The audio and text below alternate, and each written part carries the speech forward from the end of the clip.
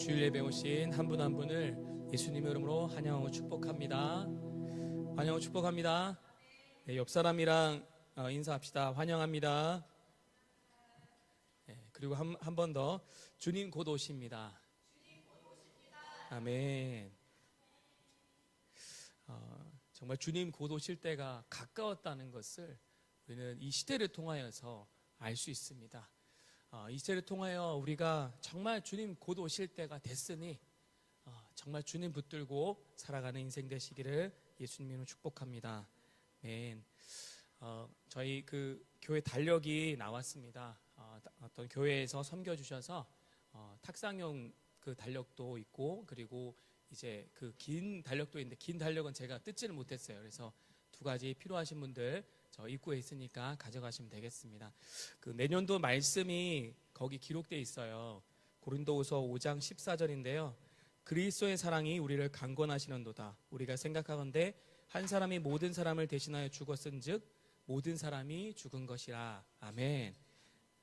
내년도를 바라보고 기도할 때 주님이 이 말씀을 생각나게 하시면서 한 두 달 전이었던 것 같아요. 한 두 달 전에 이 말씀을 생각나게 하시면서 내년도는 그리스도의 사랑이 우리를 붙드는 해이구나. 주님의 사랑이 우리를 붙드시고 그 사랑으로 우리가 더 견고해지는 그런 해가 되겠다라는 걸 말씀을 주셨어요.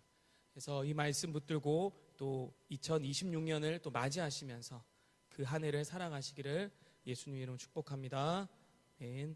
우리 함께 나눌 말씀은 요한계시록 10장입니다. 요한계시록 10장 1절부터 11절 말씀입니다.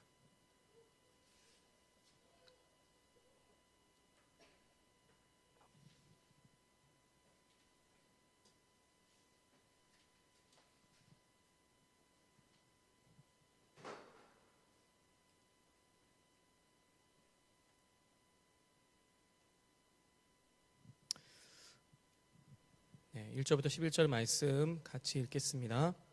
나는 또 힘센 다른 천사가 구름에 쌓여 하늘에서 내려오는 것을 보았습니다. 그의 머리 위에 무지개가 있고 그의 얼굴은 해와 같았으며 발은 불기둥과 같았습니다. 그 천사는 작은 책을 펴들고 오른발로 바다를 밟고 왼발로는 땅을 밟고 있었습니다. 그가 사자처럼 큰 소리로 부르짖자 일곱 천둥이 각각 제 소리로 말하였습니다. 일곱 천둥이 말할 때 내가 그것을 기록하려고 했으나 하늘에서 일곱 천둥이 말한 것은 임봉하고 기록하지 말아라 하는 음성이 들려왔습니다. 내가 본 그 천사는 바다와 육지를 밟고 서서 오른손을 하늘로 쳐들고 하늘과 땅과 바다와 그 안에 있는 모든 것을 창조하시고 영원히 살아계신 하나님의 이름으로 맹세하며 이렇게 말했습니다. 더 이상 지체하지 않을 것이다. 일곱째 천사가 나팔을 불려고 할 때 하나님의 비밀이 그분의 종들인 예언자들에게 전해진 그대로 이루어질 것이다. 하늘에서 들리던 그 음성이 나에게 다시 말했습니다. 너는 가서 바다와 땅을 밟고 섰는 천사의 손에 펴놓은 책을 가져라.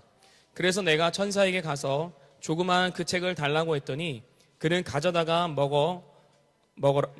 배에 들어가면 쓰겠지만 입안에서는 꿀처럼 달 것이다 하고 말했습니다. 내가 천사의 손에서 조그마한 그 책을 가져다가 먹어보니 입안에서는 꿀처럼 달았으나 먹은 후 뱃속에서는 썼습니다. 그때 너는 많은 민족과 나라와 언어와 왕들에 대하여 다시 예언해야 한다는 음성이 들렸습니다. 아멘. 다시 예언해야 하리라 라는 제목으로 말씀을 전하도록 하겠습니다. 성도의 삶은 대나무와 같습니다. 우리는 당장 눈앞에 폭발적인 성장이 뭔가 변화된 모습이 보이길 원합니다. 그런데 성장은요 보이지 않는 곳에서부터 시작되는 거예요. 여러분 대나무 밭에 가면 대나무가 높이 솟아서 있잖아요. 그런데 그 높이 솟아난 그 줄기가 보이기까지 땅 속에서 대나무가 얼마나 있는 줄 아십니까? 4년에서 5년 동안 땅 위로는 거의 자라지 않는 것이 대나무입니다. 그 기간 동안에 대나무는 땅 아래에서 그 뿌리 줄기를 뻗어가면서 이 높이 줄기를 뻗어 나가기 위해서 뿌리를 깊이 내리는 시간을 갖는 거예요. 이 시기 동안 대나무는 버틸 힘을 갖고요. 그리고 저장할 힘, 그리고 버티고 다시 일어설 힘을 키우는 시간이 이 대나무가 4년, 5년 동안 땅 속에 있는 시간입니다. 우리의 신앙의 성장도 똑같습니다. 우리가 뭔가 변화되어지고 뭔가 어떤 능력이 나타나고 교회로 치면 뭔가 큰 성장과 놀라운 그런 기적이 일어나기를 원하는 게 우리의 마음이죠. 그런데 우리의 이 신앙도 교회도 이 대나무와 같다라는 거예요. 인내해야 되고 조급해하지 않고 대나무처럼 뿌리 근육을, 우리의 영적인 근육을 계속해서 내려가면서 단단하게 자리를 잡아야지만이 그 터 위에 세워진 교회는, 그 터 위에 세워진 가정과 개인은 어떤 위기와 어려움이 와도 흔들리지 않고 견고하게 서 있을 수 있다는 거예요. 예수님께서도 산상수훈의 말씀을 주시면서 결론 지점으로 이 부분을 말씀하셨어요. 5장, 6장, 7장 결론에 모래의 집을 짓는 것이 아니라 반석 위에 집을 지어야 된다고. 근데 반석을 지금은 이제 콘크리트 치고 하지만 예전에 반석에 집을 지으려면 그 반석을 뚫어야 되는 거예요. 그 긴 과정이 있습니다. 하지만 반석 위에 집을 지으면 흔들리지 않는 거예요. 무너지지 않는 집인 거예요. 무너지지 않는 교회를 세울 수 있는 거예요. 이 뿌리가 깊어진 이 시간, 이 대나무의 4, 5년과 같은 그 시간이 지날 때에 비로소 도약의 순간이 찾아옵니다. 성장의 시간이 그 눈앞에 나타나는 그 열매의 시간이 나타난다는 거예요. 그러한 도약과 그 성장의 그 시간들이 여러분의 있기를 예수님의 이름으로 축복합니다. 2주 전에 WA 집회가 있은 이후로 이 한국에 배도의 진통이 있습니다. 나는 배도다, 배도가 아니다. 주도한 자가 누구인가? 누가 동조하고 있는가? WA는 복음적인 모임이란 그런 여러 가지 말들로 이 싸움이 일어나고 있어요. 이 WA가 무엇인지 알던 모르던 그것에 함께했던 사람들에 대해서 또 문제시하면서 말들이 많아지고 있습니다. 우리가 알 것은 이 WA는 그냥 순수한 복음적인 모임이 아니라 그 안에 함께했던 사람들은 복음적인 사람들이 있지만 그것을 주도하고 있는 세력들은 WCC와 WA는 동일하게 거짓 선지자를 통하여서 종교 통합을 이루어가는 그런 중요한 매개체라는 거예요. 그것을 앞장서가고 있는 것이 WCC고 WEA라는 것을 우리가 잊지 말아야 됩니다. WCC는 통합 측을 기반으로, WEA는 합동 측 기반으로 이 모든 것들이 형성되어 가고 있다는 것을 우리가 알아야 되고, 우리가 분명히 말해야 되는 것은 교회에 이러한 시간들이 있을 때에 주님이 지금 우리에게 말씀하신 것이 무엇일까에 대해서 생각해야 된다는 거예요. 주님이 분명히 이 시대의 징조를 통하여서 말씀을 재확인시켜주고 계십니다. 요한계시록에 이 말씀이 기록되어져 있죠. 교회 안에 배도가 있을 거라는 것을. 거짓 선지자는 적그리스도가 등장하기 전에 모든 종교를 통합시킬 거예요. 그래서 기독교가 불법화되어지게 만들 겁니다. 기독교 안에서도 통합하는 사람이 있고 분리되는 사람들이 있을 거예요. 믿음을 지키고자 하는 그러한 자들이 남게 될 거라는 거예요. 지금 WA뿐만이 아니라 이 대한민국은 사회주의, 공산주의 세력과 싸움이 있습니다. 한국이 사회주의 법안과 그 형태로 가고 있죠. 그런 우려 속에 싸움이 있는데요. 근데 이 일로 교회 안에 좌우에 좌파우파의 갈등으로 또 나눠지고 있어요.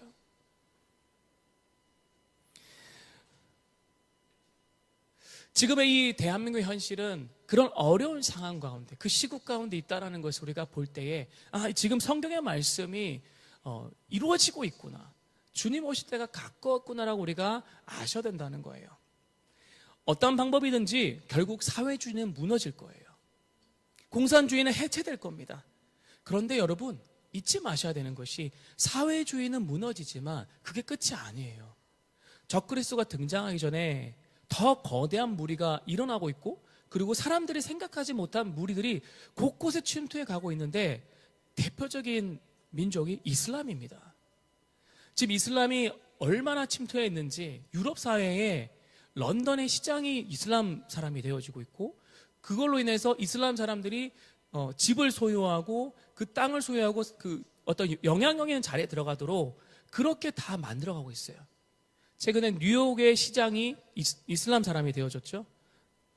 그런데 많은 사람들은 지금 이 사회주의와의 전쟁, 경제적인 전쟁과 이 종교적인 전쟁에만 몰두해 있지, 정작 이제 그 모든 것이 어떻게 정리가 되어지면 이슬람 세력이 일어나가지고 많은 나라들에게 IS와 같은 그런 위협과 그런 어려움들을 준다는 것을 생각하지 못하고 있습니다. 그리고 사회주의와 같은 전체주의가 적그리스도 아래 일어날 거예요. 전 세계 정치, 경제, 사회, 문화, 종교가 통합될 겁니다. 지지난주에 에이펙이 있었죠? 에이펙에서 어떤 일이 있었습니까? 전 세계 경제 통합을 얘기했어요. 정치의 통합을 얘기했습니다. 그리고 그때의 종교의 통합이 WEA가 같은 시간에 있었습니다. 그리고 그 안에서 할로윈 대회 해가지고 영혼을 주님이 아니라 영혼을 사단에게 바치는 일들을 했습니다. 그러니까 이 모든 것들이 한 흐름 가운데 한 주간이 있었던 거예요. 그것이 대한민국에 있었습니다. 무슨 일이냐면 대한민국을 기점으로 모든 정치와 경제와 사회와 문화와 그 앞에 뭐 캐대언이랑 이런 그 케이팝으로 막 전 세계 흔들고 있잖아요. 그 모든 중심의 문화의 대한민국을 그 사단에게 바치는 것을 하는 그 나라의 중심으로 대한민국을 삼고 있다라는 거예요. 대한민국에 있는 여러분은 그냥 단순히 그냥 예수님 믿고 끝나는 것이 아니라 예수님 믿는 그 자리의 시작부터 이 영적인 싸움에 그 자리에 서 있게 된다는 거예요.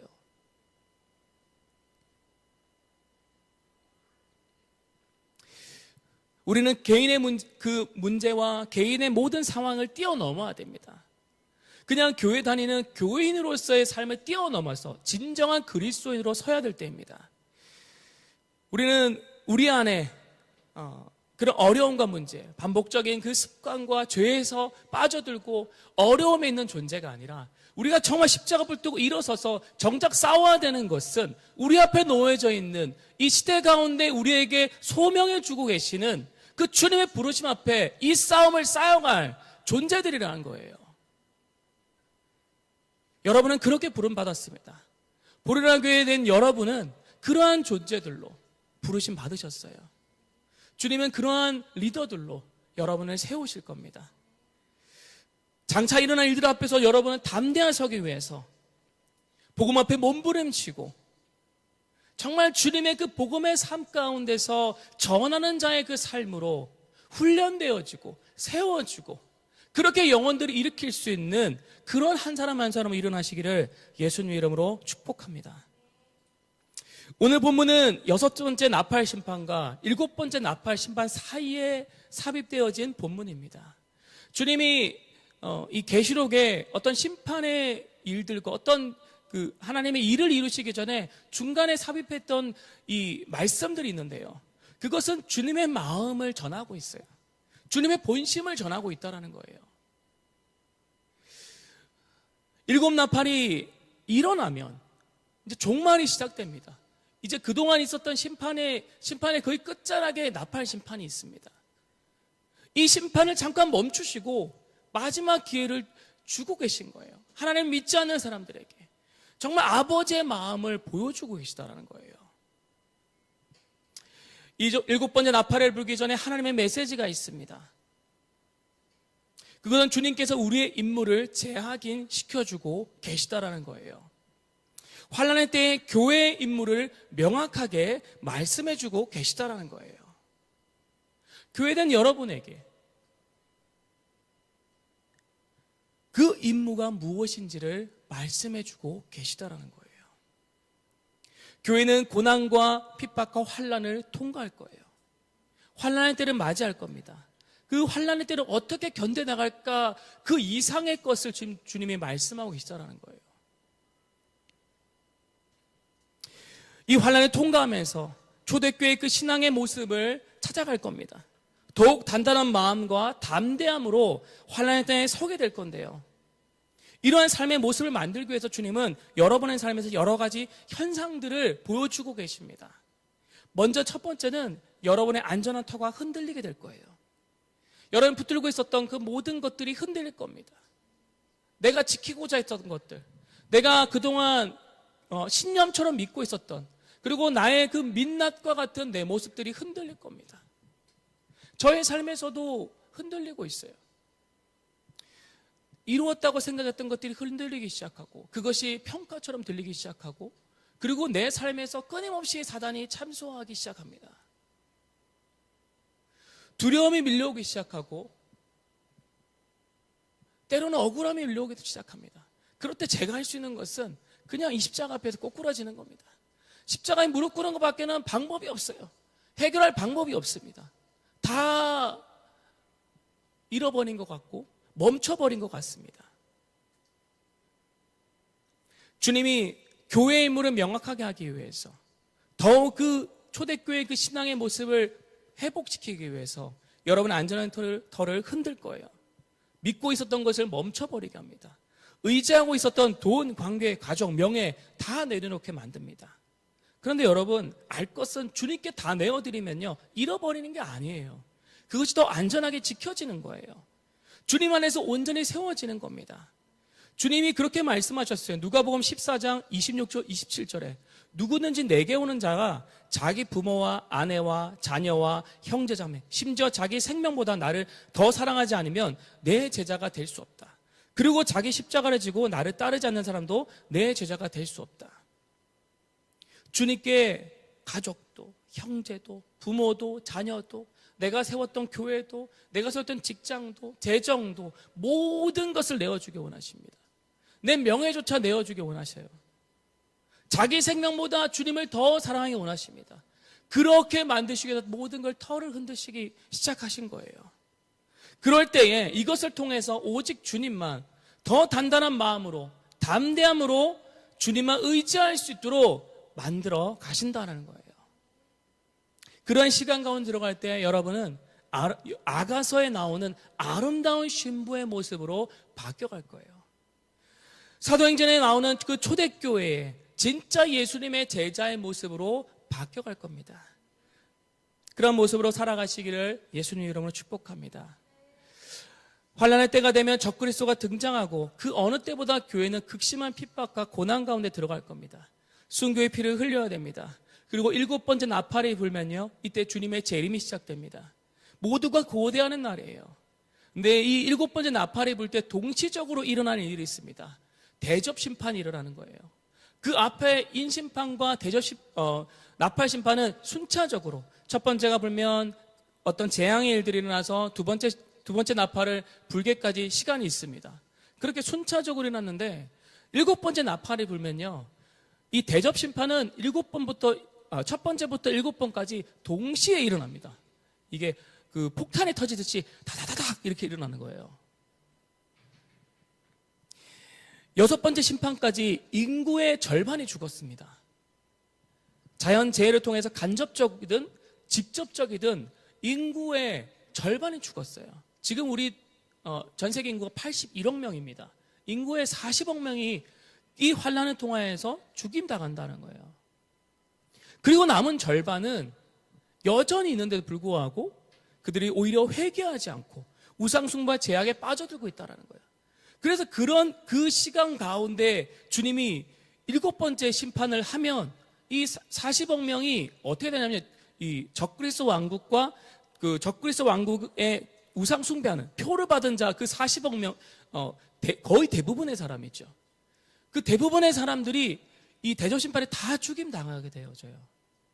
그래서 주님이 7번째 심판을 하기 전에, 7번째 나팔을 불기 전에 멈춰서서 지금 뭔가를 말씀하고 계신데요.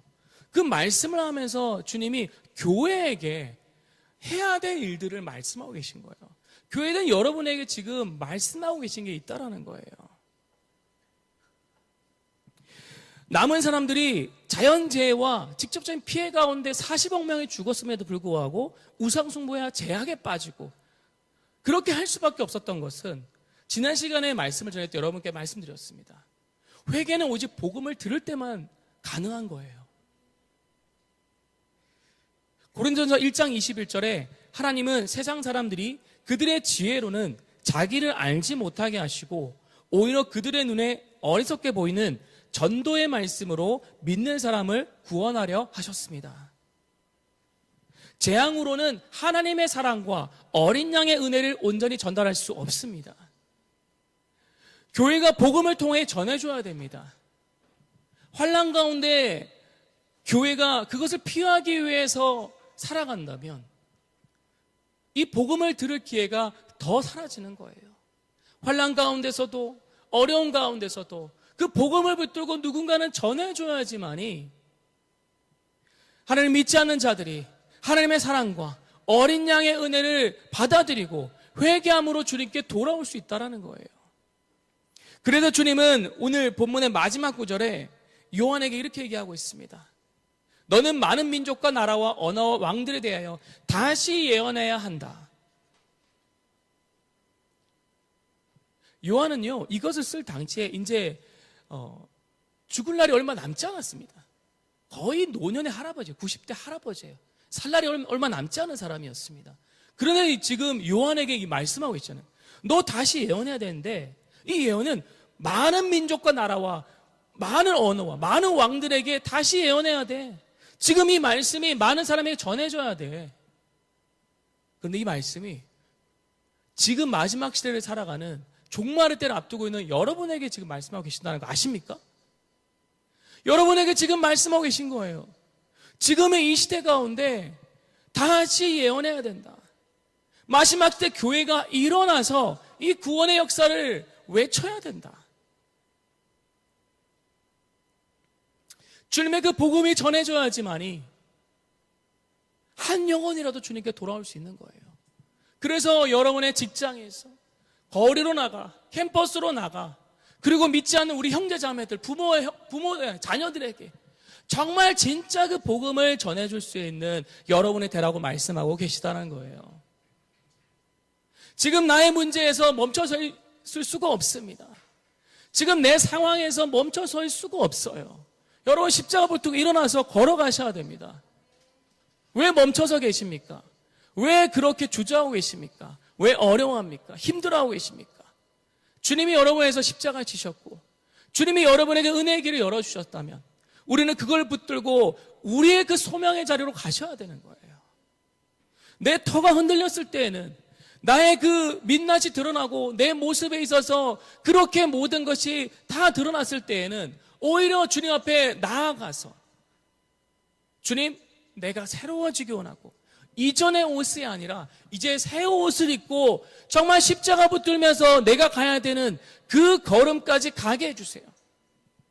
이전의 영광이 아니라 이전의 주님 권능이 아니라 정말 엘리사가 받았던 것처럼 갑절의 영감으로 갑절의 능력으로 정말 주님이 가기 원하시는 그 걸음을 걸어가서 마지막 때 교회로서 한 영혼을 주님께 돌이키게 할 수 있는 그런 믿음의 교회가 되게 하여 주시옵소서. 그런 믿음으로 서시기를 축복합니다. 1절의 말씀부터 보면요, 나는 또 1절 2절 읽겠습니다. 나는 또 힘센 다른 천사가 구름에 쌓여 하늘에서 내려오는 것을 보았습니다. 그의 머리 위에는 무지개가 있고 그의 얼굴은 해와 같았으며 발은 불기둥과 같았습니다. 그 천사는 작은 책을 펴들고 오른발로 바다를 밟고 왼발로는 땅을 밟고 있었습니다. 힘센 다른 천사가 구름에 쌓여서 하늘에서 내려왔어요. 이 천사는 누구일까요? 하나님 편에 있는 자일까요? 아니면 사단의 편에 속한 자일까요? 그런데 이 천사는 묘사하고 있는 모습을 보면요, 이 모습이 예수님의 모습과 닮았다는 걸 알 수 있습니다. 머리에 무지개가 있고 그리고 얼굴에 해 같고 발은 불기둥과 같다. 예수님이 묘사되어질 때에 그 얼굴이 빛이 나고 불기둥과 같은 그러한 존재로 예수님이 등장하는 것을 우리가 알 수 있습니다. 머리에 무지개가 있다. 무지개는 하나님의 약속을 의미하죠. 7가지 무지개. 근데 사단은 왜곡해서 6가지 무지개를 그려서 아이들의 그림과 문구류 속에 막 집어넣었습니다. 동성애자도 그 6개 무지개, 5개 무지개 쓰고 있죠. 근데 7가지의 그 무지개는 하나님의 약속을 말합니다. 그 모습과 닮았다고 한다면 예수님 편에 있는 자이죠. 그러니까 예수님을 대표해서 무언가를 집행하기 위해서 내려오고 있는 거예요. 그런데 대단한 권세를 가지고 있다는 걸 알 수 있는 것이 먼저 그의 손에 작은 책을 가지고 있고 그 책을 펼쳤고요. 그리고 오른발로는 바다를 밟고 왼발로는 땅을 밟고 있는 것을 통해서 이 천사가 온 세상 가운데 무언가 권한을 받아서 행하겠구나라고 알 수 있습니다. 그리고 이 작은 책은 개역 성경에는 두루마기라고 우리가 표현되는데요. 두루마리. 옛날에 양피지 보면 이렇게 두루마기 좀 말라져 있잖아요. 그 거대한 양피지의 이런 그 책을 가지고 있는데 이것이 계시록 5장에 보았던 책이에요. 예수님이 보여주셨던 임봉할 때 이 한 개씩, 임신판할 때 한 개씩 뗐잖아요. 예수님이. 그 임봉을 뗄 때의 그 두루마기와 같은 것이라 볼 수 있습니다. 이 책은요, 에스겔 선지자에게도 보여주십니다. 에스겔에서 2장 9절 10절에 보면요, 그때 내가 보니 손 하나가 나를 향해 뻗쳐져 있었고 그 손에는 두루마리 책이 쥐어져 있었다. 그가 내 앞에서 그 두루마기를 펼 때 보니 안팎으로 글이 있는데 탄식과 슬픔과 재앙의 말이 기록되어 있었다. 이 두루마리 책에 하나님이 하실 일들에 대해서 이 계시록의 말씀이 동일하게 쓰여 있었다라는 거예요. 그곳에 탄식과 슬픔과 재앙의 일들이 기록되어 있다는 거예요. 10장과 이후에 이 말씀이 이루어질 것들에 대해서 주님이 기록하고 있는 것을 우리가 알 수 있습니다. 이제 남은 일들을 집행하기 위해서 천사가 이제 움직이는 것을 알 수 있습니다. 바다와 땅을 밟고 서 있는 것을 통해서 하나님의 대리인이라고 했죠. 그리고 하나님 주권 아래 바다와 땅을 대표하는 자로 서 있다는 거예요. 이 책에 기록된 것을 통하여서 온 세상에 하나님이 하실 일들을 행하시겠다고 말씀하고 계시다는 거예요. 3절 4절에 보면요, 그가 사자처럼 큰 소리로 부르짖자 7 천둥이 각각 제 소리로 말하였습니다. 4절 읽어주세요.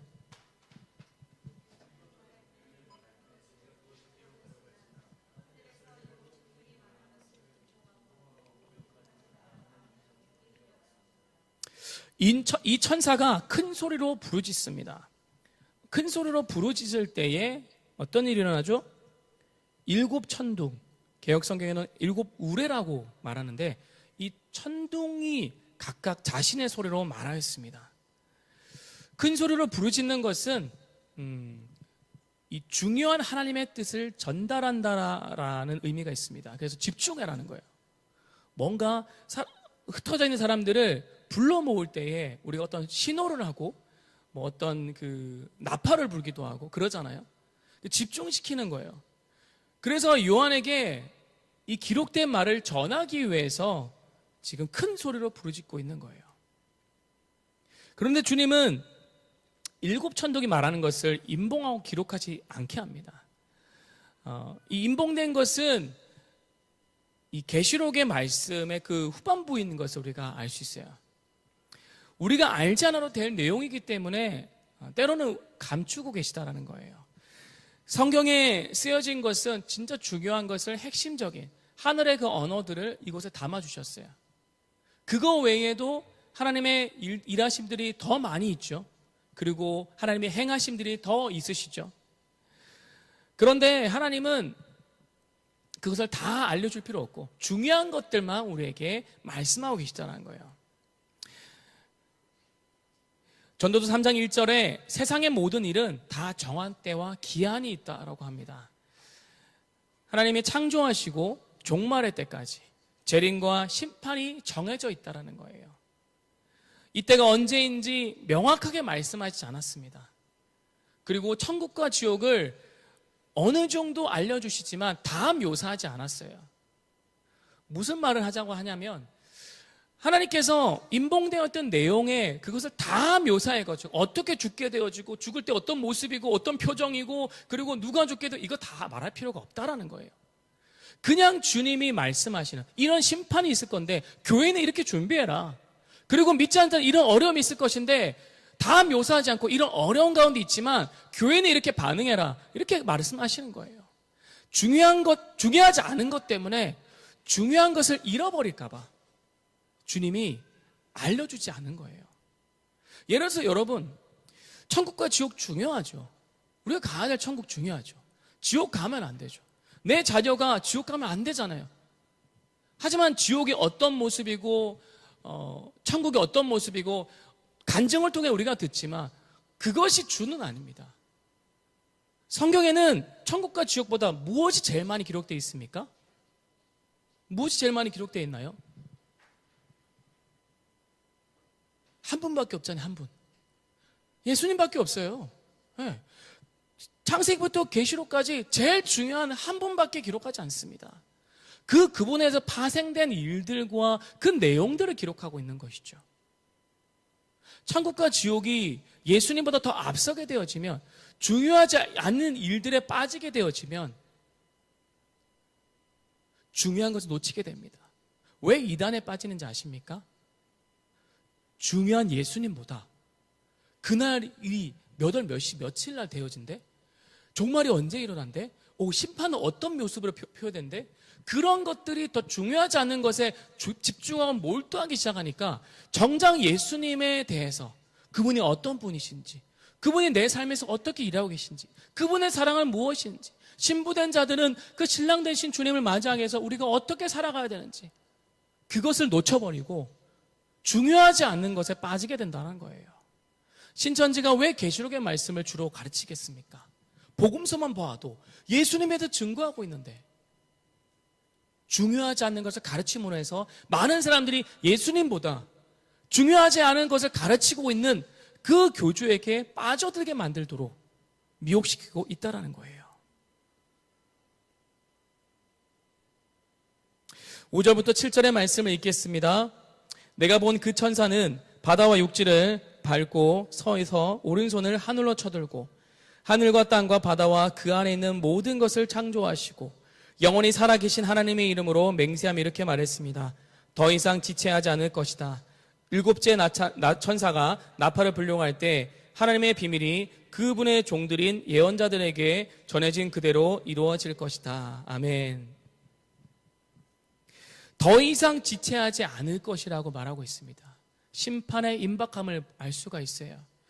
일곱 번째 나팔을 불면 적그리스도 왕국이 완전히 무너집니다. 그동안 남아있었던 그 수억 명의 사람들이 죽임을 당하는 그런 일들이 일어나는데요. 이 일곱 번째 나팔은 언제 부냐면요, 이 11장의 15절에 나팔을 붑니다. 일곱 번째 나팔. 근데 그 일곱 번째 나팔을 불기 전에 이 삽입의 내용이 있고요. 그리고 그 사이에 누구를 일으키냐면 두 증인을 일으킵니다. 두 증인의 말씀은 다음 주에 우리 자세하게 나누도록 하고요. 그러한 두 증인이 통하여서, 두 증인은 결국 남아있는 교회겠죠. 그 교회로서의 이 두 증인을 일으키셔서 어떻게든 일곱 번째 나팔을 불기 전에 한 영혼이라도, 우리가 사랑하는 사람인데 예수 믿지 않아요. 하나님 안에 있지 않아요. 그 사람을 돌이키게 하기 위해서 계속해서 종들을 보내시는 거예요. 이스라엘 백성을 돌이키게 해서 선지자를 보내셔서 그들에게 깨달을 수 있는 말씀을 주셔서 어떻게든 사랑하는 자들을 다시 주님 앞에 있게 하기 위해서 종들을 보내셔서 말씀하시고, 그게 아버지의 마음이라는 거예요. 아버지는 그 자녀들 돌아올 때까지 모든 것을 멈추고 그 마을 앞에 서가지고 그 둘째 아들 돌아오기만을 기다리고 계신 것이 아버지의 마음이라는 거예요. 그때가 이제 임박하니까 천사는 더 이상 지체하지 않을 것이다. 일곱 번째 나팔이 이제 불 것이다라고 하고 있는 거예요. 일곱 번째 나팔이 불면 반드시 하나님의 비밀은 이루어집니다.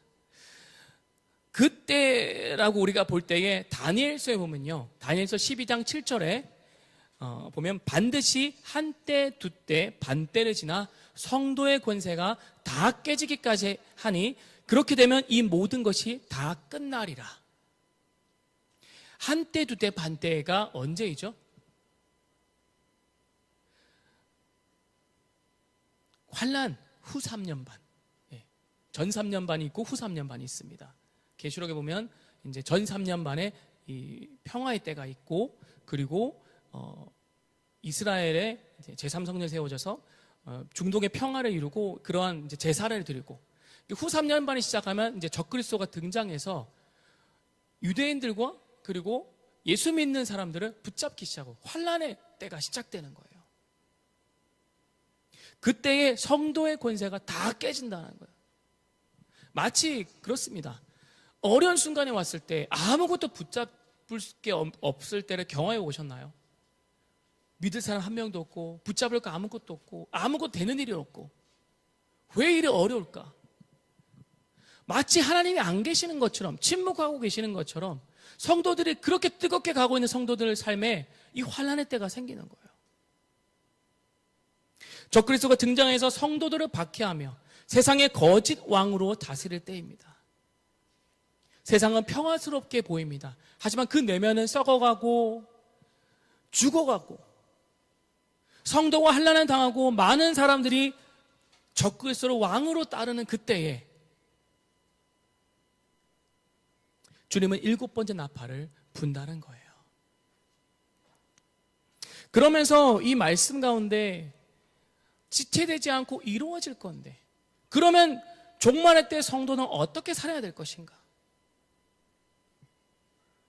종말이 임방한 이때에 성도된 여러분은 어떻게 살 것인가에 대해서 우리는 생각해 봐야 됩니다. 주님은 뒤의 말씀을 통하여서 성도의 소명을 일깨워주고 계십니다. 어떻게 살아야 될까? 성도는 그 소명의 자리에서 나의 그 본분을 다하며 살아가야 된다는 거예요. 9절부터 11절의 말씀을 읽어보겠습니다. 그래서 내가 천사에게 가서 조그마한 그 책을 달라고 했더니 그는 가져다가 먹어라. 배에 들어가면 쓰겠지만 입에서는 꿀처럼 달 것이다 고 말했습니다. 내가 천사의 손에서 조그마한 그 책을 가져다가 먹어보니 입 안에서는 꿀처럼 달았으나 먹은 후 뱃속에서는 썼습니다. 그때 너는 많은 민족과 나라와 언어와 왕들에 대하여 다시 예언해야 한다는 음성이 들렸습니다. 그 소명의 자리를 일깨워주기 위해서 주님이 이 말씀으로 설명해주고 계신다는 거예요. 천사는 작은 책을 요한에게 줍니다. 그것을 받아 먹으라고 했죠. 그래서 가져다가 이걸 먹으니까 이것을 먹으면 주님이 천사를 통해서 배에 들어가면 쓰겠지만 입 안에서는 꿀처럼 달 것이다 라고 말했어요. 실제로 요한이 그것을 먹어보니까 그 작은 책을 먹어보니까 입 안에서는 꿀처럼 달았어요. 먹은 후에 뱃속이 쓰라리는 거예요. 무엇을 말하고 있습니까? 지금 꿀처럼 달았던 것이 뱃속에 들어가니까 소화가 잘 안 되는 거예요. 막 쓴 나물 먹은 것처럼 뱃속이 쓰리고 그리고 매운 걸 잘못 먹었을 때 배가 막 폭발하듯이 막 아프잖아요. 그러니까 뭔가 잘못 먹은 것처럼 배가 아픕니다. 근데 결국 그것이 소화되게 하신다라는 거예요. 요한의 입으로부터 먹었던 그것은 말씀을 말을 하는데요. 그 말씀을 먹으라는 거예요. 그것은 우리가 이 성경의 말씀을 우리가 펼쳐서 소리내어 읽고 그것을 배우고 또한 우리가 들었고 그 은혜를 받고 너무 좋습니다. 천국을 경험하는 거예요. 말씀대로 마치 우리의 삶에서 펼쳐질 것 같고 너무 은혜로운 거예요. 말씀을 전하는 그 집회나든지 그런 사경회 때 그런 3박 4일 동안 가 있으면 굉장히 은혜롭잖아요. 먹을 때에는 너무 꿀처럼 낫고 은혜롭고 좋습니다. 그런데 뱃속에 들어간다는 것은 이 은혜로웠던 말씀이 내 삶에서 이 마음에 새겨지기 위해서 이것이 삶이 되기 위해선 마치 쓴 나물을 먹은 것 같은 씨름이 있다라는 거예요. 삶에서 이 말씀의 씨름, 말씀의 실제가 되는 삶이 나에게 있다라는 거예요. 우리는 좋은 것만 경험하고 싶잖아요. 좋은 것만 받고 싶잖아요. 잘 되면 좋겠잖아요. 무엇이든 잘 그냥 직장도 가정도 아이들도 내 삶의 영역도 다 잘 되면 좋겠잖아요. 누군가 인정받으면 좋겠고 이렇다는 결과를 내가지고 사람들에게 보세요 정말 하나님이 이렇게 이루셨어요 간증하고 다니고 싶고 그렇잖아요. 그런데 내가 원치 않는 것이 나에게 다가올 때에 내가 원치 않은 모든 상황들이 생길 때에 나의 민낯이 드러나고 숨기고 싶었던 게 드러나고 내가 붙들고 있었던 게 다 무너져 버리고 빼앗기고 너덜너덜해지고 나의 형편없음을 발견하기 시작하고, 그거는 거부하고 싶은 거예요. 하고 싶지 않아요. 저도 그런 거 정말 원하지 않습니다. 그런데 내 삶에 그것이 다가올 때에 마치 쓴나무를 먹은 것 같이 정말 쓴 것 같은 그 마음이 나에게 다가오는 거예요. 힘든 거예요. 거부하고 싶은데 이 말씀이 내 삶에서 역사되기 시작하니까 내 터가 흔들리기 시작합니다. 내가 안전지대라고 생각했던 딱 서 있던 그 지점이 흔들리기 시작하는 거예요. 여기 안전지대가 아니네. 왜 이렇게 위기가 오지? 어려움이 오지? 나 기도하고 있고 말씀 보고 있고 새벽 기도하고 있고 주일날 그렇게 내가 생활 잘하고 있는데 왜 나에게 위기가 오고 있지? 내 재정이 왜 빼앗기기 시작하지? 아무것도 내가 가질 게 없지? 내 자녀를 왜 잃어버리게 되어지지? 내 형제 자매가 나를 왜 오해하기 시작하지? 우리의 삶의 그 모든 민낯과 내가 믿음으로 붙들었다고 생각한 모든 것을 흔들어야지만이 무엇만 남는지 아십니까? 오직 예수만 남습니다. 내가 중요하지 않는 것에 집중했던 모든 것들, 내 시선들을 다 제해야지만이 한 가지만 남는 거예요. 때로는 우리가 잘 알고 있는 지식조차 내가 생각하고 있는 그 부르심이라고 생각했던 북한이나 이스라엘이나 정말 가난하고 소외된 자들이 정말 우리가 해야 될 모든 일이지만 중요한 예수보다 그것이 앞서기 시작하며 그거에 대한 정보와 그 생각들이 더 많아지기 시작하며 그거 흔드십니다. 멈춰버리게 하세요. 나의 직장과 그리고 돈, 내 자녀, 그것이 주님보다 앞서고 있잖아요. 사랑하는 자에게 흔드십니다. 성경에서는 한 가지만 말하고 있어요. 부수적인 것들, 그것이 이 예수를 대체하고 있는 것을 주님이 기뻐하지 않으십니다. 그래서 모든 걸 흔들어서 그 복음 앞에 나를 세워서 복음에 정말 흔들리지 않는 견고한 삶으로 세워서 진짜 그 예수로 사는, 진짜 예수만 전하는 그러한 인생을 만드신다는 거예요. 그런 사람이 환난의 때에 버틸 수 있습니다. 환난은 견딜 수가 없는 때예요. 북한과 그 중국만 봐도 지하교회 성도들 견딜 수 없는 때입니다. 근데 그거보다 더 심한 때를 맞이하게 될 거예요. 내 사랑하는 자녀들, 내 사랑하는 내 가족들, 부모, 형제, 자매 지키려면 내가 그렇게 서 있어야지만이, 내가 흔들려서 다 잃어버리고 오직 예수만 남고 세워질 때야만이 그때 진짜 지킬 수가 있어요. 주님께 다 내어드려야지만이 진짜 지킬 수 있는 사람이 될 수가 있습니다. 그래서 모세에게 주님이 찾아오셨을 때 먼저 그 발에 신을 벗으라고 했습니다. 여호수아에게도 그랬어요. 모세에게 떨기나무에서 찾아오셨을 때 너가 서 있는 곳은 거룩한 땅이니 내 신을 벗어라. 여러분의 신을 벗으라고 하십니다. 여러분이 입고 있었던 과거의 옷들, 화려한 옷들, 내가 그동안 이루었던 것들, 그 옷으로는 이 앞에 있는 전쟁을 싸울 수가 없습니다. 여러분이 부르심과 여러분이 품고 있는 나라들, 여러분이 세워왔던 것들, 그거 붙들고 있으면 그 다음 전쟁을 할 수가 없어요.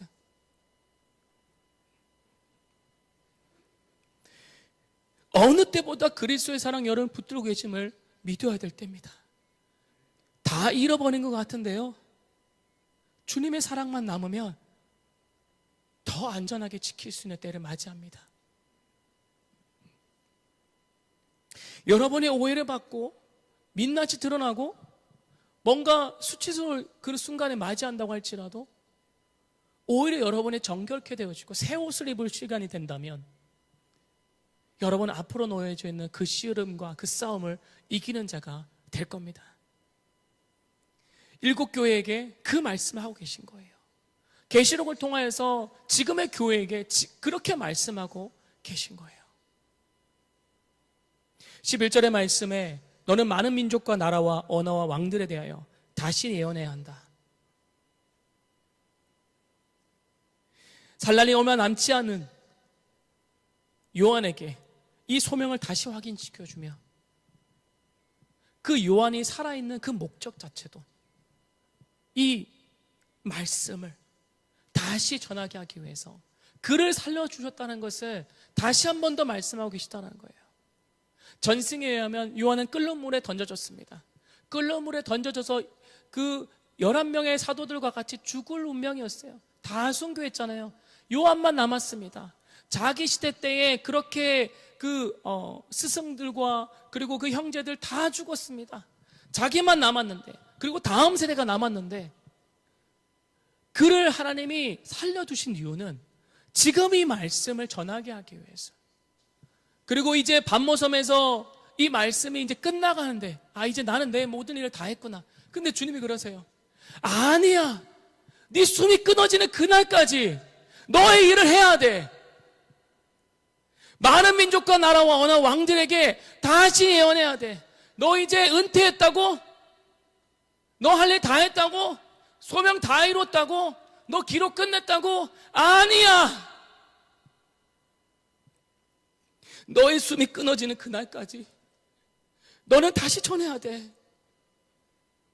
아직 저 한 영혼이 기다리고 있잖아. 복음을 듣기 위해서 그 영혼이 남아있잖아. 저 사람에게 누가 복음을 전해줄 거야? 계속 다음 세대에게 그냥 미루고만 있을래? 너가 해야 돼, 너가. 주님은 우리에게 남은 시간 어떻게 살지 소명을 다시 확인시켜주고 계십니다.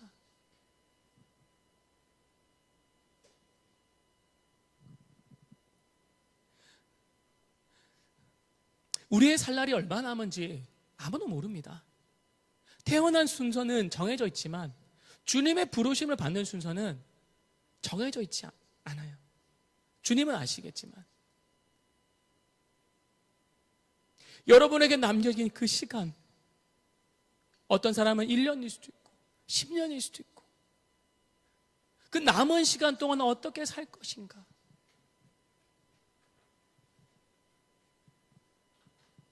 한 자매 이야기를 들었습니다. 그 자매는 말기암 환자였고 남은 시간이 얼마 남지 않았어요. 근데 그 남은 시간 동안에 그는 결정했습니다. 나의 남은 시간 동안에 나의 신앙을 다시 세우고, 그리고 정말 복음을 필요한 자들에게 복음을 전하며 살겠다. 그런데 그 자매의 살아있는 그 생존의 시간이 2배, 3배, 4배 늘어나기 시작한 거예요. 그리고 결국에는 죽음에 이르러서 주님 품에 안겼습니다. 천국에 갔어요. 우리에게 남겨진 시간 동안 우리는 어떻게 살 것인가? 지금 평안하다고 안심하지 마십시오. 뭔가 일이 잘 되고 있다고 안심하지 마십시오. 우리는 그 나라에 들어가기까지 우리의 이 씨름의 싸움들을 싸워내기 위해서 주님을 사랑하는 자에게 그 털을 흔드실 거고, 나의 남은 시간 동안에 다시 예언하여 하리라 라는 그 말씀 앞에 우리는 서야 됩니다. 모든 걸 포기하고 싶고 떠나고 싶고 정리하고 싶고 그 모든 마음들을 붙잡고 십자가 앞으로 나아가서 다시 한 번 더 주님의 그 일들을 이룰 수 있는 믿음의 사람들이 일어나시기를 예수님으로 축복합니다. 때를 얻든지 못 얻든지 여러분의 그 소명의 자리에서 복음의 말씀을 전하고 하나님의 메시지를 전하는 한 분 한 분 되시기를 예수님 이름으로 축복합니다. 말씀을 맺겠습니다. 다시 예언하여라 하리라. 얼마 남지 않는 그 시간 가운데 그 90대의 할아버지에게 왜 주님은 다시 예언하여라 하리라고 말씀하셨을까요? 그냥 6번째 나팔 불고 나서 바로 7번째 나팔, 저 악한 자들, 저 하나님의 대적하는 적그리스도를 따르는 자들, 짐승의 표를 받은 그 무리들, 하나님 믿지 않고 그냥 교회만 왔다 갔다 하는,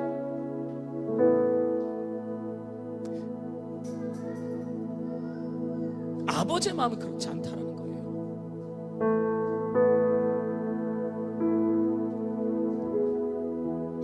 자녀들이 흩어지는 상황을 경험해 보니까 주님 마음을 알 것 같습니다.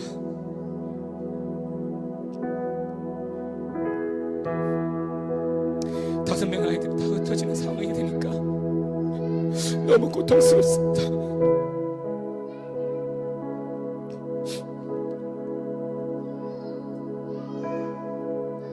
아이들의 부족한 모습들이 생각이 납니다. 이거는 잘하고 있을까?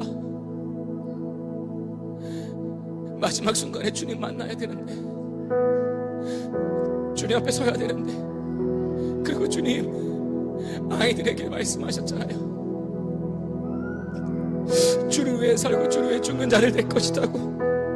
이 아이들을 통하여서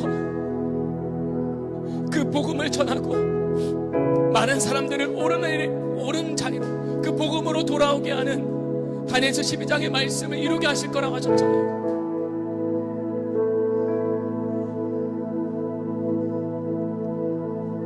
저희가 육신으로 낫지 않았지만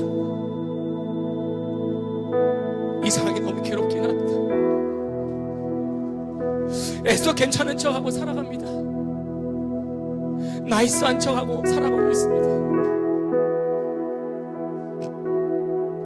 십자가 앞에 나갈 때마다 너무 괴롭습니다.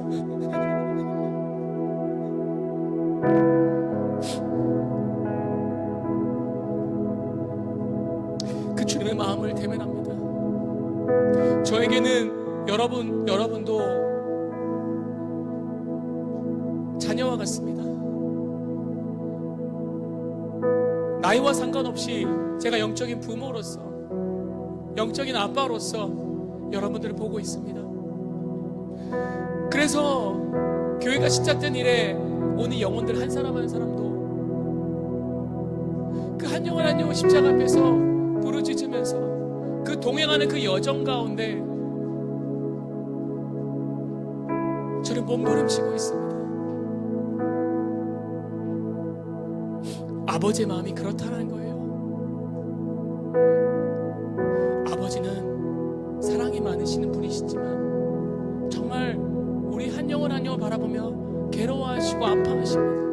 그러니까 7번의 나팔을 그냥 심판을 시작하는 것이 주님의 뜻이 아니에요. 공의로 심판을 하셔야 되지만 전에 자녀가 흩어져 가고 있고 교회를 떠나가고 있고 그렇게 예수를 끝까지 믿고 있지 않는 그 형제자매들을 바라보면서 주님은 말씀하고 계시잖아요. 그래서 여러분에게 말씀하고 계신 거예요. 너희가 다시 예언하여 하리라. 너희가 가서 전해줘야 하리라.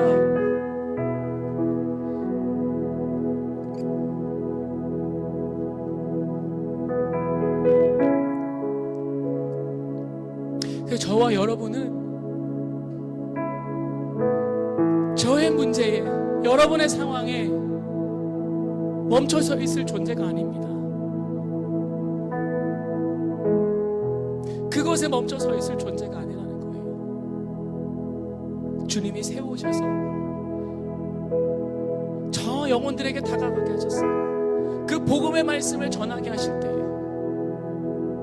입에서는 달콤했었던 그 말씀이 여러분의 삶으로 씨름할 때에 그것이 마치 쓴 것 같이 어렵고 힘들고 거부하고 싶었던 그 상황들이 여러분의 계속되어 일어날 때에 다 내어지고 잃어버릴 때에 오직 예수만 남아서 그 예수로 앞으로의 그 영적인 그 전쟁을 이겨나가는 승리하는 교회로서 여러분을 세우기를 원하십니다. 말씀 앞에 주저하지 마십시오. 말씀 앞에 반응하고 씨름하고 쓴 것 같지만 그것이 여러분에게 마음에 새겨질 때에 오히려 여러분의 삶의 모든 것들을 살릴 수 있고 되찾을 수 있고 일으킬 수 있는 존재가 된다는 것을 믿으시기를 바랍니다. 믿으시기를 축복합니다. 그렇게 일어난 한 사람 한 사람 되시기를 예수 그리스도로 축복합니다. 우리 찬양하고 기도하겠습니다.